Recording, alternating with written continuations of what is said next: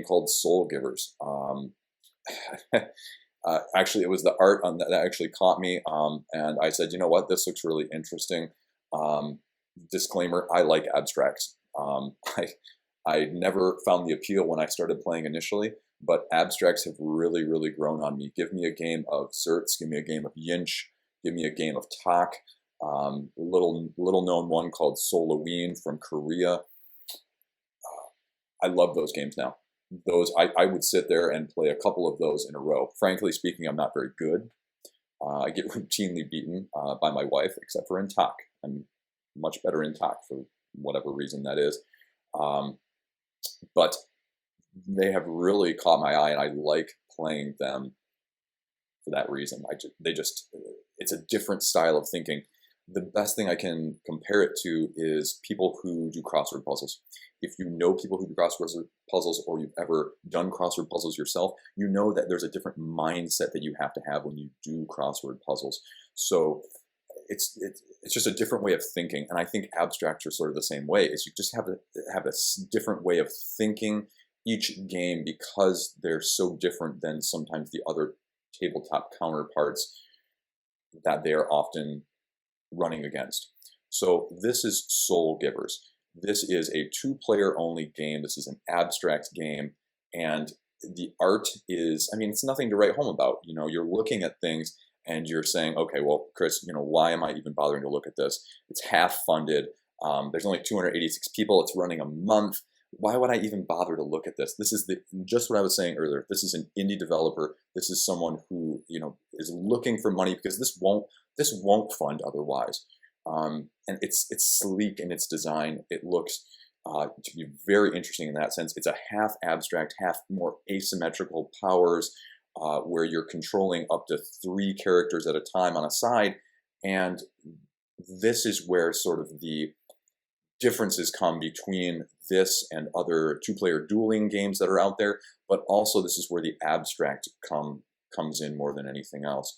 So as we scroll down, I mean, it's just sleek.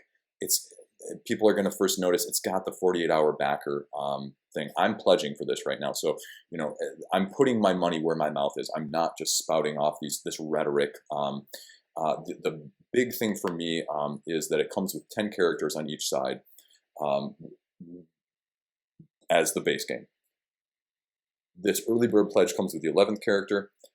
The next level up, and this is where I'm a little bit unsure of. This is $71. This is pretty hefty actually for what it is. So we're going to see if I hold to that. But I think that's the route that I would go at this point from a value standpoint, because for me, an extra $20 for this one more 12th hero, the Aegir expansion, $20 for one. No, I'm getting 70 for 11 already. For me, I'm not a completionist in that sense. I would love to have it, don't get me wrong, and I may never be able to get it, but if I don't have it, it's not a game breaker for me. And with all of the other variety that comes with the other 10, I think you'll be fine. Plus, I don't really, a pin doesn't do it for me. Same thing with a collector's edition. I don't need an art book.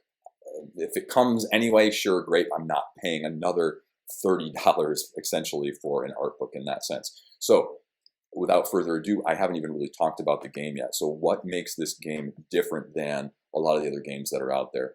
So what you're doing is there's this little piece in the middle that you can see sort of in the center of the picture there where my mouse is circling. And this is a fragment. And your goal is to get your little, either you're the green or you're the orange, and you're moving your guys out there one at a time during your turn. You're using all 3 of your guys during your turn, trying to go out there, grab it, bring it back to your little portals, which are these yellow and green sort of teal sort of bigger areas where your guys start off. It basically capture the flag. It's capture the flag, bringing things back. So it's not a new concept, but it's done in a very unique spin. You can also see right now, just looking at that picture, that there's a couple elements going on. You've got the white lines that are in the middle of some of the pieces. You've got the circles, and you also have, those are tiles. Those are tiles that get manipulated. So not only are you having asymmetrical powers of your characters, but you're also having tiles that you are allowed to manipulate, either just changing them, swapping places on your turn with another tile on the board, or you're able to use powers of these various characters to put a different tile in place and completely rearrange the map in that sense to either make it harder for your opponent to get the flag essentially back to their base, or to allow yourself an easier path to get it back to your base. Okay, great, Chris. This is capture the flag. Who cares? Why is this, again, why is this different? Okay, so this is different because you are starting out with a deck of 10 characters, the same 10 characters as your enemy does. And so you're each choosing 3 different ones to start out with. The other 7 are going on the side. And this becomes important in a minute because your characters are going to die. This is not a, sort of outlive in that sense. Your characters are going to die because there's a very unique mechanism that they've included. So to sort of prevent a stalemate and a back and forth is that every turn your character is going to take decay, is what they're calling it. And so as a die goes up each turn from 1 to 2, 2 to 3, 4 to 5, 6, when it hits 6, that character dies. Boom, dead. Their soul drops right where they are. Now this is where things are different. This is where the name of the game comes in, is absorb the souls, as you can see around here. Is what you can do is one of your other characters can absorb the soul of one of your downed heroes. And then they can use 1 power from the first hero and a power from the second hero on their turn. Now using more powers will often increase your decay faster. So that's where the trade-off comes. But the interesting point is that when you absorb that second soul, your decay resets back down to 1. So it's a timer thing. And so when they die, when you repick up your other souls, because you can't target souls will sit out there, which ones you're going to combo. This is really looking like it's really simple capture the flag, and then all of a sudden you throw these things in there, it becomes completely different. Now, analysis paralysis, not having played it, not having seen a gameplay yet, it's a concern of mine. Too much back and forth, it's a concern of mine. They've already addressed endgame in 3 ways in the rule book. Somebody captures the flag, somebody's characters are all dead, or somebody's portals are all destroyed. So they've covered all the 3 ways that the game can end, and they've looked at it from that standpoint. So it looks to me, especially as a new designer and a new company on Kickstarter that I had not heard of before, looks like they've done their homework. This is a beautifully designed game. It looks pretty. They've got a little bit of mythos behind it. You can see sort of how the setup is there. You can see that it's actually a magnet that goes on the top of these things, combining the characters. It's really looking like a game that has a long-lasting appeal. Now, the biggest question is, in a game like this, when you have 10 to 12 characters on a side, are they balanced? And that's something that until people really start playing it, or are there combos that are just so OP that it's going to be, I'm going to do this one every single time. So interestingly, in this part, in the expandability, they're talking about season 1. So it looks like they're already planning on, if this funds, they're going to follow up with it with more guys in the future, or interesting little tricks on it like that. So personally, they emphasize this minimal look. People are always about the theme and the aesthetics. I like the minimal look. You put a poster on the wall for me, and I like a minimalistic look, a minimalistic Star Wars, a minimalistic Lord of the Rings. I love that appeal. I think it's eye-catching. I think it stands out from the over-graphicized other projects sometimes, and simplicity is sometimes what's best. So it really is interesting from that standpoint. So it's something that I think you should look at. It's something I think it's going to fund. It's already halfway there. Unless this just completely tapers off, I think it's really going to have a good chance of funding. And so I think it's worth looking at from that standpoint. Obviously, it's your own money.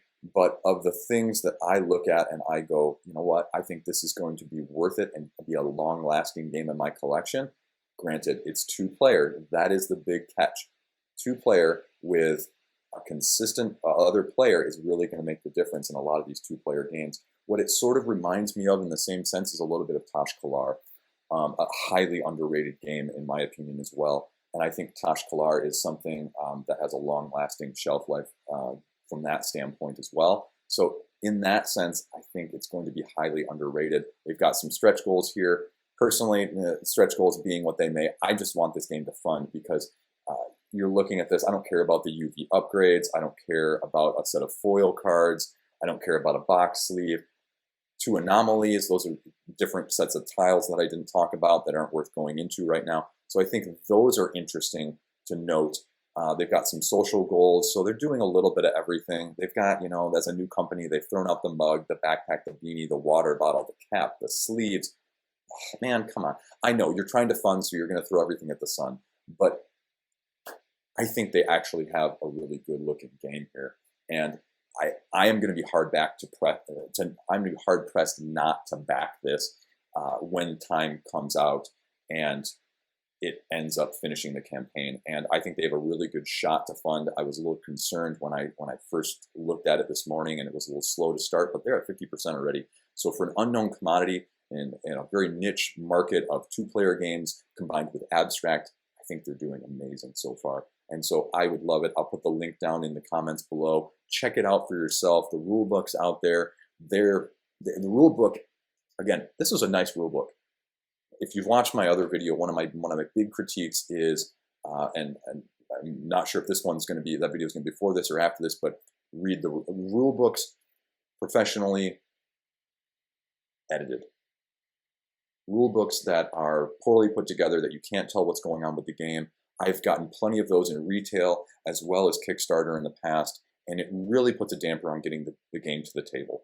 And so the fact that these guys have already done that, and it doesn't even look like English is necessarily their primary language. I think they're out of Italy. So that's even more impressive. I see people whose main language is English that can't do that. So give it a look, give it a shout out.